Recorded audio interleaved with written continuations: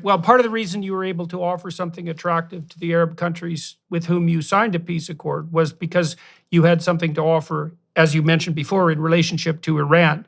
And so let's talk about the Abraham Accords a bit more. Now, you're going to be moving back into office in the upcoming weeks in all likelihood, and you indicated your continuing interest, for obvious reasons, in expanding the Abraham Accords, and you mentioned Saudi Arabia.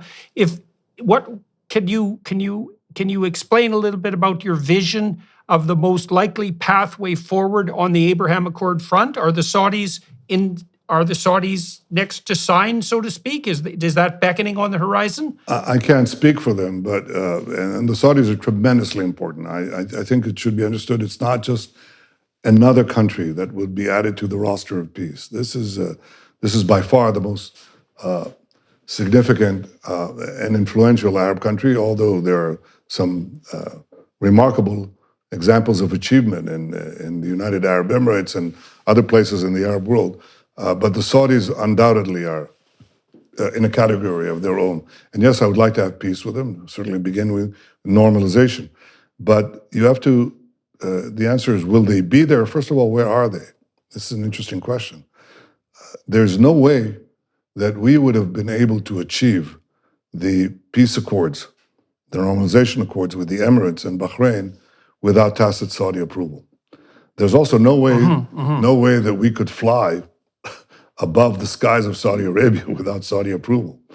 There's no way that I could speak the other day, as I did, when the elections results were known, with my Saudi friend, Muhammad Saud. He's I call it the Likud branch manager. He speaks on Saudi internet, okay? And he congratulates me. And he says, Bibi, we're for you. He speaks Hebrew, by the way. We're for you. He visited Israel. There's no way that this is done without approval. Why did this change take place? And that could be an indication of where we go from here.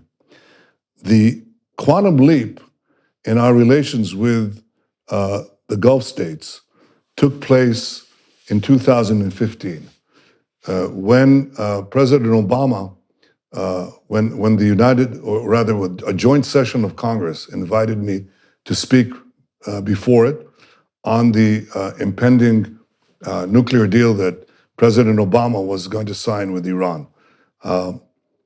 Even though I knew that I couldn't reverse it, I couldn't get 2/3 majority in the Congress to resist it, I thought I could get a majority to oppose it, and I did, consisting not only of Republicans, but quite a few Democrats. But I knew I couldn't get 2/3. I can't get 2/3 in our Knesset, in our parliament. I certainly couldn't get it in the American Congress, but I went to speak there. And I spoke, by the way, Jordan, I described the speech. I never prepared for a speech like this in my life. And I prepare my speeches right up to the podium. I change them on the podium. You know, I'm a stickler for the precise word. So, I came into, just as an aside, I came to Washington.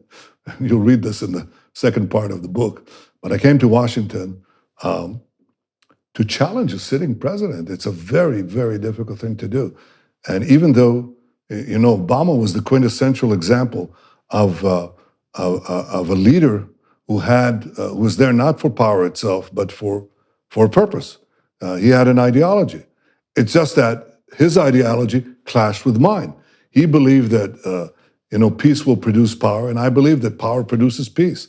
And if you ask me to do a peace treaty that will basically leave me shorn of my power, it won't last for 5 minutes.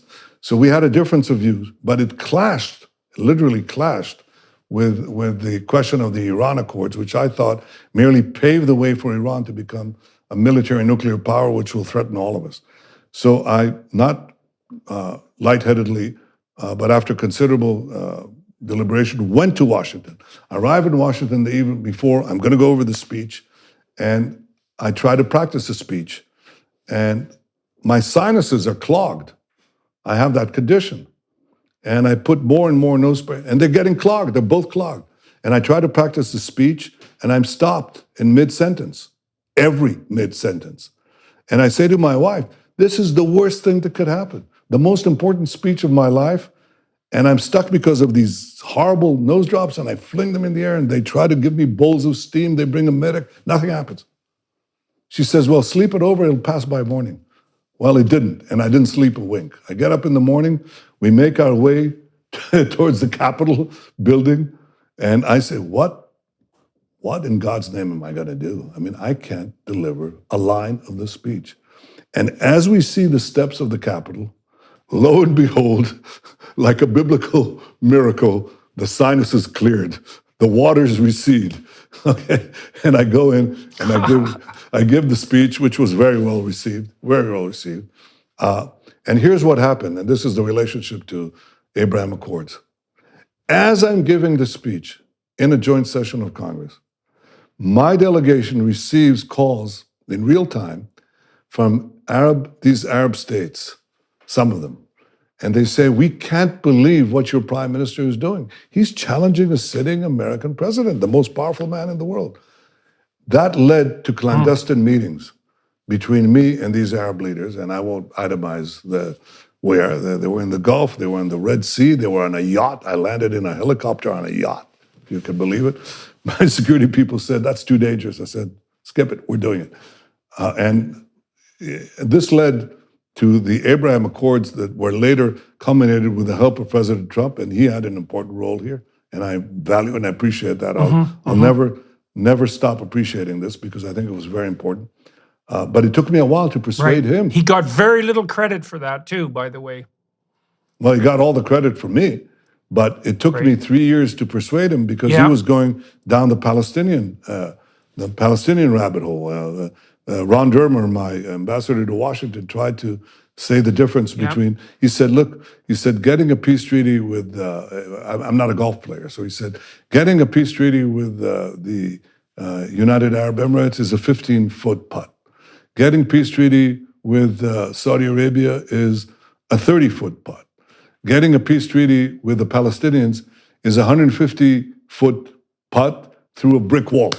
So it took me about three years to persuade the president. What I said to him, and I also described this in my book, I say in the very first meeting I had with Trump in the White House as president, I said to him, Donald, there are 4 peace treaties waiting to be plucked, ripe, plums ready to be plucked off the tree. And I itemized the country.